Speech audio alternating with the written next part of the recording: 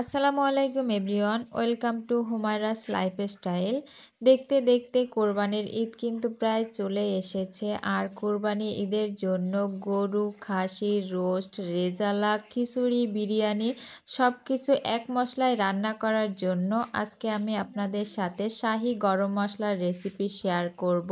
তো দেরি না করে চলুন রেসিপিটা দেখে আসি। এইখানে আমি নিয়েছি 1/4 কাপ জিরা, 1/4 কাপ ধনিয়া, 1/4 কাপ মিষ্টি জিরা অথবা মৌরি, 1 টেবিল চামচ নিয়েছি সবুজ এলাচ আর নিয়েছি 5টা কালো এলাচ। দিয়ে দিলাম 1 টেবিল চামচ কালো গোলমরিচ, 1 টেবিল চামচ নিয়েছি সাদা গোলমরিচ, 1/4 কাপ নিয়েছি জয়ত্রী আর এখানে নিয়েছি 1 টেবিল চামচের একটু কম কাবাব চিনি। তো কাবাব চিনিটা চেনার উপায় হলো কালো গোলমরিচের মতো দেখতে, কিন্তু এটার ডাটা থাকে।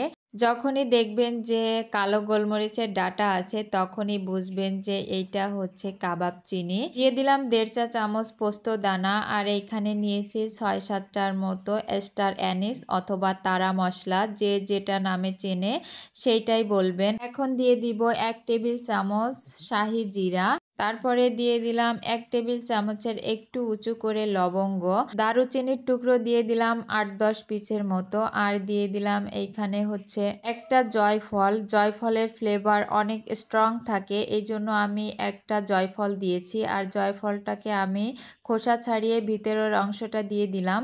আর এখন 8-10টার মতো দিয়ে দিলাম তেজপাতা কুচি করে, আর 15টার মতো দিয়ে দিলাম শুকনা মরিচ। শুকনা মরিচ দিলে কিন্তু এখানে ঝাল হবে না, ভয়ের কোনো কারণ নেই।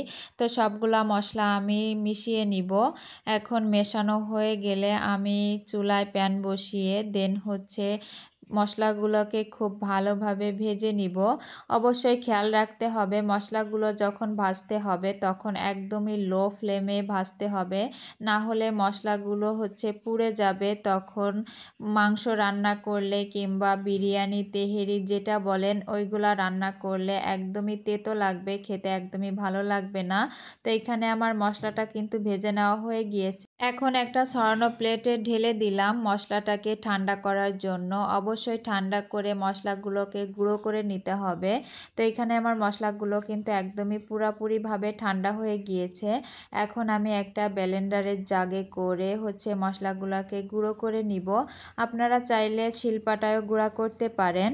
তো এইখানে কিন্তু আমার মশলাগুলা গুঁড়া করা হয়ে গিয়েছে আর এখন মশলাগুলোকে আমি সেঁকে নিব। তো একটা প্লেটের উপর আমি ছাঁকনিতে করে মশলাগুলোকে খুব ভালোভাবে চেলে নিলাম। আর দেখতেই পাচ্ছেন কিছু দানা থেকে গেছে, এই দানাগুলোকে আমি আবারও ব্লেন্ডারে করে হচ্ছে গুঁড়া করে নিব। মশলাগুলোকে যদি এরকম গুঁড়ো করে চেলে নেওয়া হয় তাহলে কিন্তু একদমই দোকানের কেনা প্যাকেটের মশলা যেরকম হয় ঠিক সেই রকম হয়ে যাবে। তো এখানে কিন্তু আমি সম্পূর্ণ মশলাটা একদমই ভালোভাবে চেলে নিয়েছি। আর চেলে নেওয়া হয়ে গেলে এই অবস্থাতে কিন্তু কন্টেনারে ঢোকানো যাবে না, কারণ মশলাগুলো ব্লেন্ডারে করে গুঁড়া করলে হচ্ছে গরম হয়ে যায়। এই জন্য ঠান্ডা করে তারপরে হচ্ছে একটা এয়ারটাইট কন্টেনারে ভরে সারা মাসের জন্য সংরক্ষণ করতে পারবেন। তো তৈরি হয়ে গেল আমার ঈদ স্পেশাল শাহি গরম মশলা। তো আপনাদের কাছে আমার মশলার রেসিপিটা কেমন লেগেছে সবাই অবশ্যই কমেন্টস করে বলবেন। তো সবাই অনেক বেশি ভালো থাকবেন। আসসালামু আলাইকুম, আল্লাহ হাফিজ।